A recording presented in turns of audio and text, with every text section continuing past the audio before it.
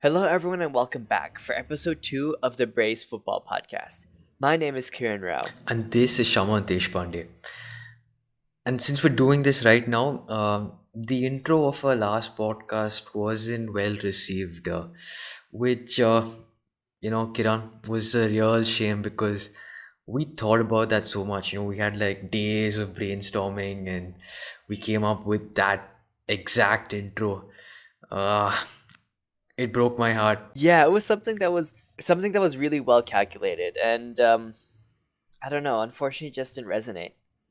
Yeah, I guess people out there don't seem to recognize true top quality content. Yeah, I don't know. It's it's uh, it's bad out there, guys. Watch out. Yeah, it's not the best place out there, but if you're here listening to the Brace Podcast, you know what good content is.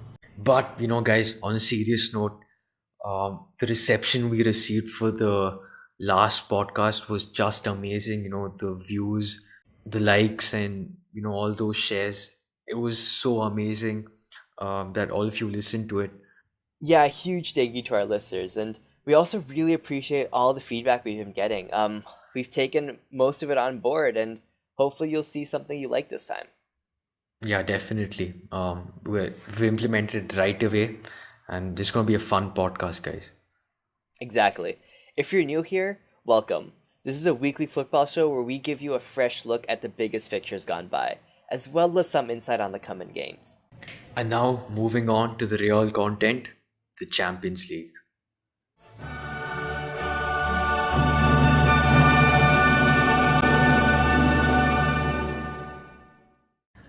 Let's do a quick rundown of last week's big matches. Shamant, the first game of a huge week in the Champions League, Juventus versus Spurs. How did it go down in Turin? Yeah, this was a clash between two very different sides. Juventus, they're very experienced in the Champions League, while Spurs not so much. And that showed in the first 10 minutes itself. Higuain scored two goals and it was almost over for Spurs. At least that's what everyone thought. But no, they clawed back into the game with two really good goals and going into that return leg next uh, few weeks, this is going to be a cracker of a match. And on the same night, in a not so eventful match, Basel versus City, things went according to plan for City and they swatted Basel 4-0. Like we said in the last podcast, remember, Kiran? Yeah, it was the same result that we predicted in the podcast last week, and it was a easy stroll for Man City to get through to the next leg. Yeah, it definitely was. And I think they have both their legs in the quarterfinals for sure. Yeah, it should be real tough for Basel to come back from this. Yeah. Another team that'll find it real tough to come back in the second leg is FC Porto because they played Liverpool in Portugal and got beat 5-0. A massive statement from the Reds by scoring 5 goals, all three of the front three getting on the score sheet. How good is that attacking lineup? Yeah, easily one of the best in Europe. And the acquisitions they've made, over the past few summers, especially Salah, that's something that's really paying off. And there are rumors about him being pursued by Madrid. And Liverpool will be hoping that Madrid don't, swoop in with a load of cash and get him into that team because he can change that Madrid team too. And he's in red hot form. Firmino and Mane too, and Liverpool are a side that have to be looked out for, because they have the attack to go all the way in the competition, and maybe a few defensive tweaks, and they're going to be a really good side. Yeah, I mean, it was real good that they were able to keep a clean sheet this game. But yeah, hopefully they can kind of take that on, and hopefully Karius can kind of cement his place as the number one in Liverpool. Another team that were looking to make a huge statement that night were PSG as they faced European giants Real Madrid. But unfortunately, they fell to this Real Madrid side 3-1. Yeah, this was a really good test for PSG to show to everyone that they are a side to be taken seriously. After the acquisition of Neymar for a world record fee and things like that. But their inexperience showed in the fact that they could not control a game they were leading 1-0 and giving away a very silly penalty to Madrid, which of course Ronaldo, like always, converted into a goal, and they went into the second half 1-all. And in that second half, PSG they blew it completely. They gave away two goals, and now things kind of look bleak for them. But I kind of support the underdogs in all the matches, and I think they have something that can take them to the next round. What do you think? Yeah, I mean, before this game, we had a bit of banter on Twitter, and if you Yeah, guys we didn't did. see it, check us out. Our links are in the description. But PSG played really well that first half. I mean, I was kind of scared for my prediction because they had the ball, they were controlling the midfield, and Madrid didn't really know how to deal with that PSG attack. I mean, and they did go 1-0 up, but when Ronaldo took the game by the scruff of the neck and kind of dragged that Real Madrid team across, it was it was something I was very happy about because it meant my prediction came true.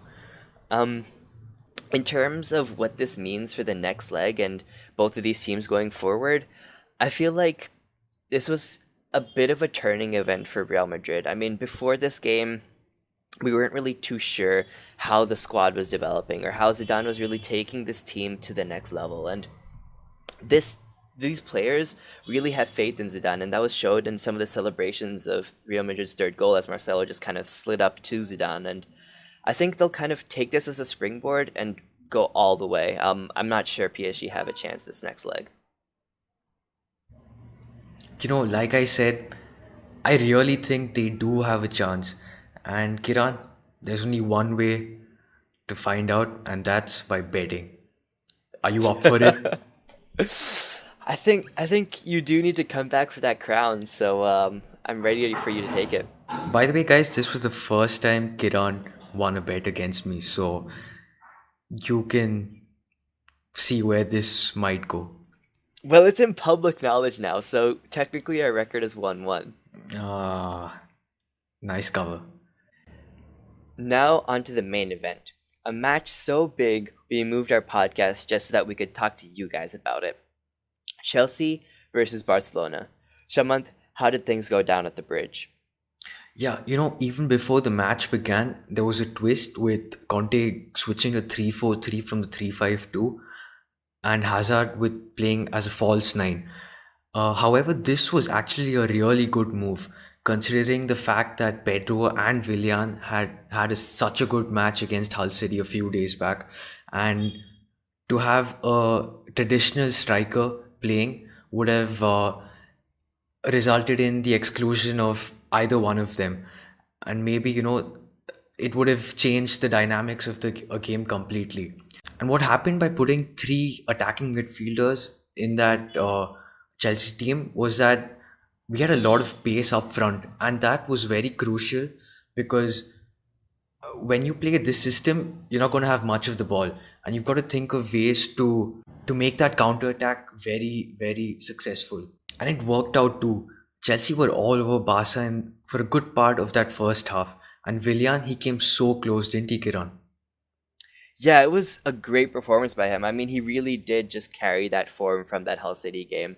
Both of those strikes are absolutely fantastic. I mean, hitting both sides of the goal is incredibly unlucky. Yeah, on another day, maybe he could have scored a hat trick, but that was not to be. Yeah, definitely. Really unlucky for the Chelsea man. Another player who missed one solid chance was probably Paulinho. That chance he got with the header in the center of the box was something he really should have done better with. Yeah, however, Paulinho, to be honest, had a good match. It wasn't as bad as people thought as it would be, and there were no nightmares about him playing in Tottenham or anything like that. It was a good performance by Paulinho, but that miss was crucial too. But Chelsea, they were defensively solid throughout the match, and it took Barca a lot of effort to even break that back line. and that was very impressive from Chelsea. Yeah, you're right. I mean, Barcelona had a lot of that ball, but they weren't really making anything out of it. They always kind of just laid the ball off to Messi, just hoping that he would show a bit of his magic and kind of break through that really compact defense. He did get a bit of success here and there, but nothing really to write home about. Yeah, they sort of played it around in their midfield, just in front of the half line, and it took a lot from Messi to sort of come back very deep and then take the ball away from there, past the two Chelsea midfielders, and then into the back line, and that was pretty hard for Barcelona. Yeah, it was difficult for him to even connect with any of the other players. After he made those piercing runs, there wasn't really any options left. I mean, I'm not really too sure what Suarez did in this game. I was hoping he would make an impact for this Barcelona side, but he barely got a few touches. Yeah, and the thing is, Suarez cannot be blamed completely, for his performance because he is, after all, a very traditional striker, and he depends on his teammates to sort of feed the ball to him. And when that does not happen, the striker comes into a bad light, which was, unfortunate for Suarez. All in all, it seemed to be going to Conte's plan as it was nil-nil at the break, but things really started to pick up that second half. Yeah, Chelsea came in the second half with the same momentum they had, and their efforts paid with Willian being third time lucky, getting the goal in the bottom right corner with an exquisite finish, and that was a really good goal. Yeah, it was really fantastic how he kind of just curved it around Rudiger and like kept it that low. It's really tough for keepers to save that. Yeah, and we see Chelsea doing this a lot of times. They don't usually just whip the ball in from a corner or a free kick, They think of ways to sort of play the ball from the wing to the center and then sort of make something useful out of it. And it's little plays like these that are very crucial for this Chelsea side because they're not going to see much of the ball in many matches, especially against this Barcelona side. It looked like Chelsea were in control and cruising to a crucial 1-0 win, but there were different things on the cards. Barcelona pressuring Christensen to put a really poor pass in the path of Iniesta, who set up Messi for a really rare goal against this Chelsea side. I mean, we saw a bit of this when Christensen kind of threw that pass off in the middle of nowhere in the first half, but do you think it was all his fault? I think Fabregas should take part of the blame too because he really just left the ball to no one, to be honest. And even a clearance would have, changed the whole match perhaps. But, we just gifted that goal to Barcelona, and that was a really heartbreaking moment for me. By the way, if you don't know, I support Chelsea and Kiran supports this Merseyside team, I think. Is that Everton, Kiran? No, unfortunately, it's the other team across the park who won the Champions League 5 times. So Ah, okay, okay. Yeah, hopefully, you'll get a he bit of does the this all luck. the time, talk about the past and things like that. Let's get back to the present and Oh, yeah. this Chelsea side. I mean, how good was this performance, and where can they take this going forward? Yeah, it was a really positive performance from Chelsea, and they sort of defied all those journalists and pundits who had predicted an easy win for Barcelona. But this performance was really good, and to be honest, that's how it's been in the Champions League for them. Apart from a few tumbles against maybe Roma, their European quest has been good, to be honest. And going to the camp now in 3 weeks' time, it could get really interesting. For one thing, the formation. Will Conte go with the same formation as he did against this match, or would he sort of switch to that 3-5-2 with a traditional striker and maybe throw something different to Barcelona? Only time will tell, and we've got to see what happens. But it will be a cracker of a game. Yeah, I think everything is kind of leading up to that game being something very crucial for Chelsea's season. I think the way Barcelona set up will be key, like you mentioned, and personally, I think they might be able to turn this one around. I hope so too. I hope you're right, Kiran. A very good prediction from your side. But, you know, whatever happens, it's going to be a great match for the neutrals, and I just hope we get something out of it. Yeah, definitely. Tune in that week on the brace, and we'll definitely give you some good insight on what's to come. Yeah, for sure. Would it have been handshakes or handbags? Perhaps it's just as well that the grudges, cliques, allegations and aggravations are avoided between some of England's leading players and two of England's leading clubs. And now, moving on to the biggest match of this weekend, uh, United versus Chelsea.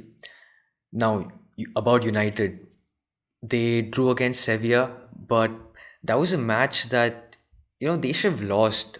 Sevilla had about 25 shots with a lot on target, and United, with that weird play again, like we mentioned in the last podcast, they have such good players, but there's this thing about Mourinho.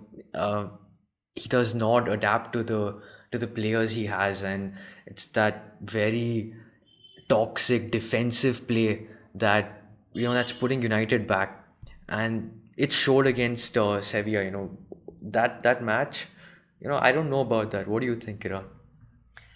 Yeah, I feel like it's kind of funny talking to some United fans. I mean, normally the conversation is about how teams kind of park the bus against them and they have opposition goalkeeper has the game of their lives, but it looks like they finally got a taste of their own medicine. United have been defending for majority of that game, and De Gea really making one of the saves of the season to keep them in that tie. Yeah, against Banega, that save was just amazing, and there's a reason why he is by a, a far mile the best goalkeeper in the world. There's absolutely no doubt about that, and that's not something he's done only in this match. He's been doing that this whole season and seasons before, and he is a very important player. And there's some speculation around him too. Going to Real Madrid, and we've got to see what happens. But going into this match, United Chelsea, two very different forms. United, of course, with a draw, and Chelsea with such a positive performance against Barcelona. But there's something similar would be that both of them had to sort of work very hard in those matches, and there will be a sort of uh, tiredness issue and things like that. So we've got to see how this game goes. Yeah, they both really did have to work for those results, but unfortunately, one team playing against much higher quality opposition than the other. Yeah. This game is going to be real interesting because there's always the story of Jose Mourinho coming back to his old team, and I'm not sure if he has what it takes to sort of break that voodoo this time. Yeah, He doesn't seem to definitely. be a man full of confidence, and that's really what he plays on him most of the time. Also, the whole controversy around Mourinho and Conte, with the digs they've been having at each other for the past few weeks. This will be a very interesting time, not only between the teams, but it's going to be a clash of two really good managers. That's a game to look out for.